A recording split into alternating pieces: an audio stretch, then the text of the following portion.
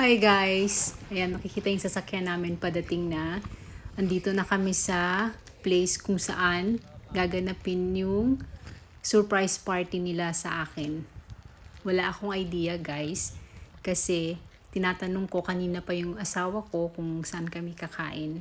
Tapos sabi niya, basta, dadalhin na lang daw niya ako dun. So, yung surprise sabi niya. So, sa akin, hindi ko siya masyadong dinibdib. Kasi alam ko, wala namang malaking ganap. Kaya, pero ang pinag-aantataka ko lang kasi, nung palabas na kami ng bahay, wala siyang sinasabi. Tapos, noong nasa town na kami, sa sakyan, pinag-blindfold niya ako. Kaya, yung lugar na yan na guys, hindi ko alam kung saan. Kasi nga, naka-blindfold. Kaya yan, siya lang yung umaalalay sa akin na papasok dyan. So, mahirap kasi hindi ko nga alam kung nasaan kami. At sabi ko pa nga sa kanya, sabi ko siguro ang daming nakatingin sa akin. Kasi pagpasok namin dyan sa building na yan, naamoy ko na yung pagkain. So, akala ko restaurant siya. Na Pinoy restaurant kasi yung pagkain parang amoy Asian na pagkain. Ayan guys. Sabi ko sa kanya, saan ba? Kailan ba tayo makakarating? Gutom na ako. Tapos masakit pa yung ulo ko that time. So ayan guys, malapit na siya.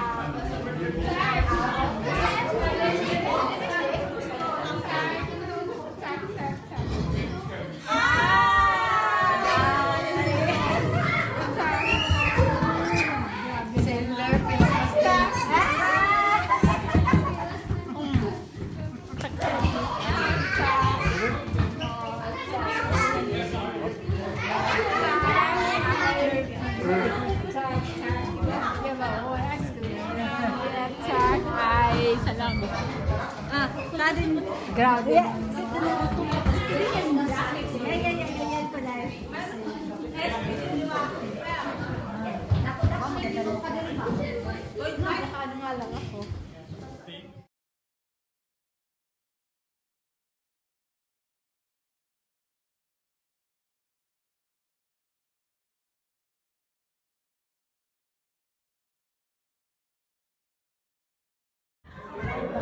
Dapat din ako sa gitna.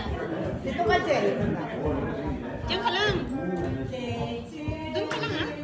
Kada na ba ako?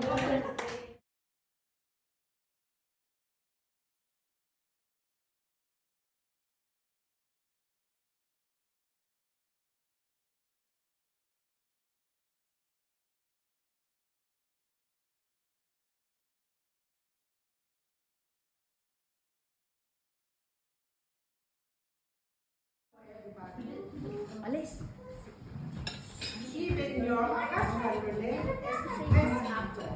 Yeah.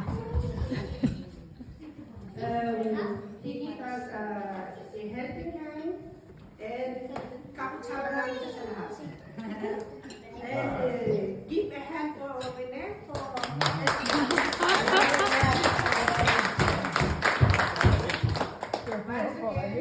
Happy birthday, and I hope you all guys enjoy seeing Salamat!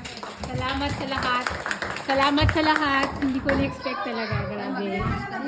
Ay, on school! And happy anniversary. I think your it's two celebration also because you don't even celebrate your what do you call this special. Yeah. And we started our friendship 2010, Yeah. right? And then I think until now we're still together. Okay. You'll take a tip? Yeah, together. From young Till we grow old. Thank you for all your goals. Memories together. I don't want to Girl. And you know, we're talking about our problems all the time. And we are wanting to understand each other.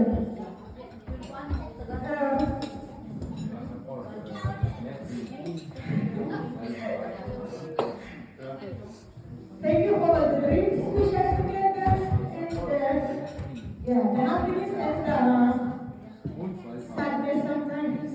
Happy birthday. Salamat. Ayaw ko sabihin sa'yo kasi ayaw ko mag-iyak. Salamat. Yes, ba? Yes. Patan. Hala. Kala nyo na yan, ha? Ano pala dito? Ano ba tawag dito? Magkakaroon ng typhoon. Kaya na, ano yun? Tawas mo siya. Now it's my turn to say something to Jenny. I will.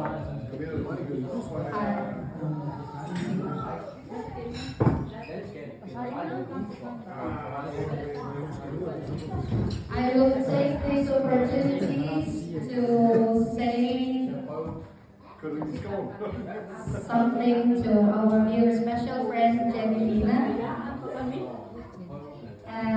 I hope we surprised you today. Yeah, sobra. It was really Papa Rene's idea.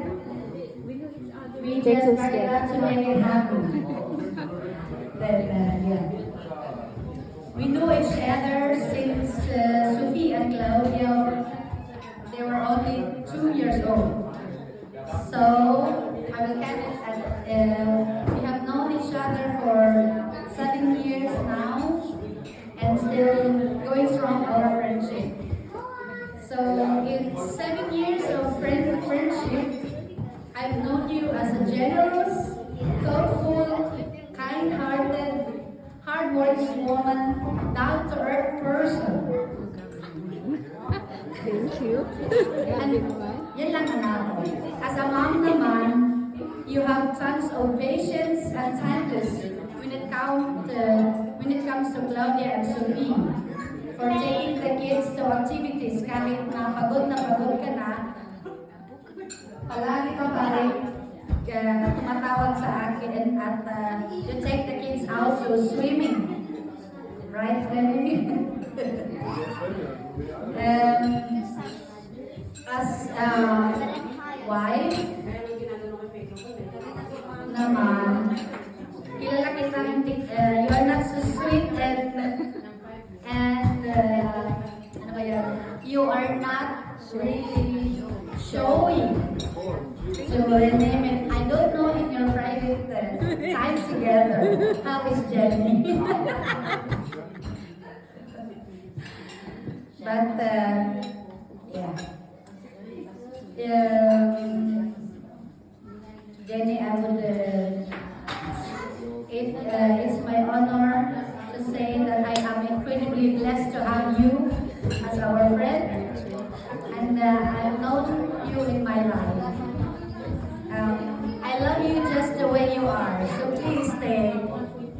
thank you for everything. Thank you, Dave. Thank you.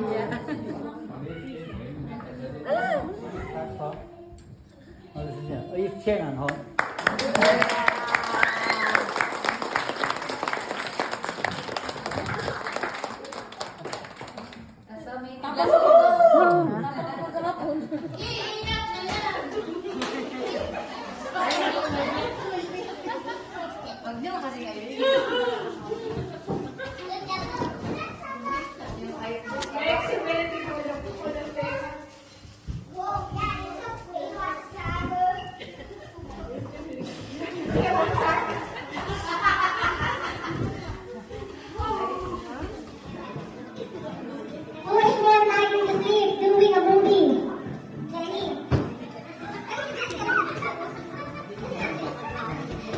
Who is most likely to leave a mess in the kitchen? Mess in the kitchen, mess in the kitchen. Who is most likely to mess in the kitchen? Jenny.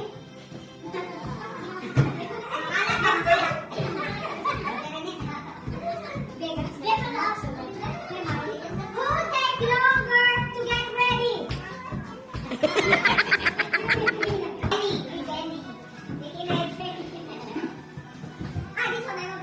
Who is better at keeping secrets?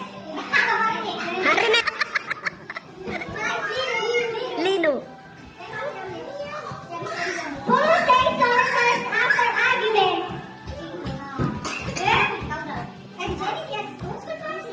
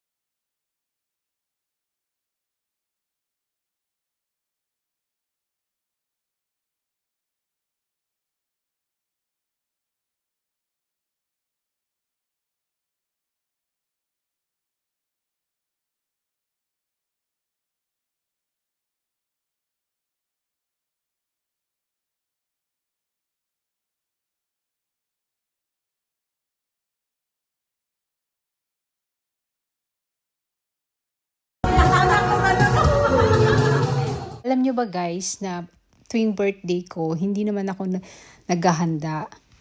Ang ginagawa lang namin mag-anak, kumakain lang kami sa labas. So ayun lang, minsan pag wala akong work, kain sa labas tapos manood ng sine. So yun lang, simpleng ano lang naming tatlo ng asawa ko saka anak ko.